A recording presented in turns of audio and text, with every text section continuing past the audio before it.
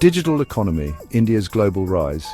You know, we talk a lot about globalization, right? Sneakers from Vietnam, K-pop from South Korea, those little Swiss Army knives that somehow always seem to break your nails.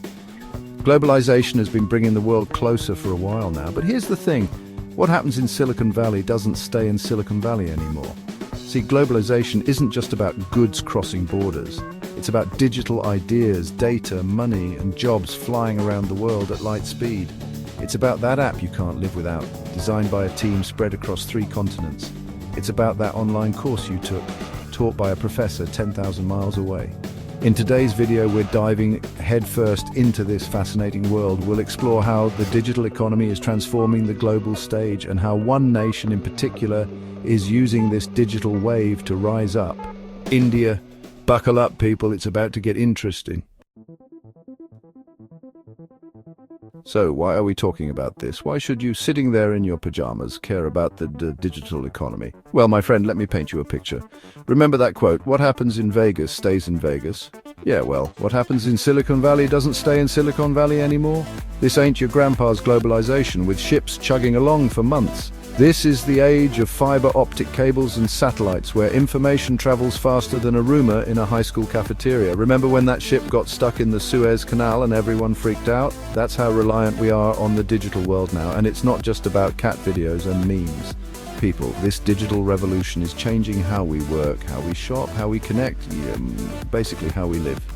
From the apps on your phone to the food you order online, the digital economy is everywhere. You might be thinking, Trevor, this sounds awfully complicated. And you know what? You're right, it kind of is. But that's why I'm here, to break it down for you, to connect the dots and maybe, just maybe, make you laugh a little along the way. So, whether you're a tech whiz or someone who still struggles to set up the Wi-Fi, this topic affects you. Because in the 21st century, being a global citizen means understanding the digital language the world is speaking. All right, folks, time for some truth bombs. Let's talk numbers, because nothing screams legitimacy like a good statistic, am I right?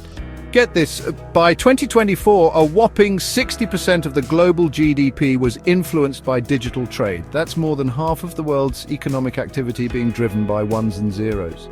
It's like trying to explain the internet to a pigeon, mind-blowing. And hold on tight, because this next one is a doozy. UPI, or Unified Payments Interface. That's India's homegrown mobile payment system. Processed over 12 billion transactions in a single month. That's more transactions than some countries see in a year. Move over, cash. There's a new sheriff in town. And if that wasn't enough to make you spill your chai, how about this? Over 30% of Fortune 500 companies outsource their tech work to India and Southeast Asia. That's right, the brains behind some of your favorite apps and websites might be chilling on a beach in Goa as we speak. Okay, so we've thrown around digital economy a lot, but what exactly are we talking about? Is it just people in hoodies writing code in dark rooms? In a nutshell, the digital economy is all about economic activity that relies on digital technologies. Think internet, mobile phones, artificial intelligence, blockchain, all that fancy stuff. Imagine buying something on Amazon at 3 a.m. while wearing a sleep mask. That's the digital economy in action. Or how about finding a freelancer on Fiverr to design your company logo, even though they live halfway across the world? Digital economy, baby. Even that friend of yours who claims they're a digital nomad working remotely from Bali while sipping on a coconut. You guessed it, digital economy. It's not just about buying and selling stuff online, though. It's about how technology is changing the way we work, learn, communicate, and even how we consume entertainment. It's about that online yoga class you took during lockdown, or that virtual concert you attended because, let's face it, real crowds are overrated. Remember when globalization meant your dad coming home with a knockoff Rolex from his business trip? Yeah, those were simpler times. Now, globalization is less about cheap souvenirs and more about the seamless flow of information, services, and capital across borders. Think about it. A coder in Kerala can now build an app for a startup in Berlin without ever leaving their home. That's the power of the digital age, folks. Cross-border payments are easier than ever thanks to platforms like Stripe, PayPal, and our very own Razorpay. Need to send money to your cousin in Canada? Boom, done. It's like magic, but with less smoke and mirrors and more encryption. And let's not forget about the rise of digital marketplaces like Flipkart, Alibaba and Etsy. You can now buy a hand-knitted sweater from a grandmother in Peru while sitting on your couch in Mumbai. The world is your oyster, people, and the internet is your oyster knife. This digital interconnectedness is also changing the entertainment landscape. We're all hooked on Korean dramas, Indian influencers are taking over TikTok, and American podcasts are filling our commutes. Culture is no longer bound by geography. It's a global buffet, and we're all invited. Now, let's talk about India, the land of spices, Bollywood, and increasingly a global powerhouse in the digital economy.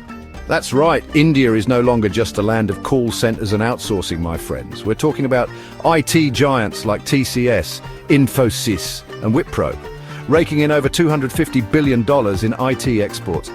These companies aren't just keeping the lights on, they're innovating and competing with the best in the world. Remember UPI, that mobile payment system we talked about earlier?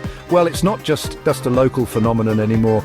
Countries around the world are looking at UPI as a model for their own digital payment systems. India teaching the world how to pay since 2016. And here's the kicker. India is creating the largest pool of certified digital workers in the world. We're talking millions of young tech-savvy individuals ready to take on the digital future. Move over Silicon Valley. There's a new kid on the block. And it's not just about the big players. India is also home to the third largest number of unicorns globally. That's right. Unicorns.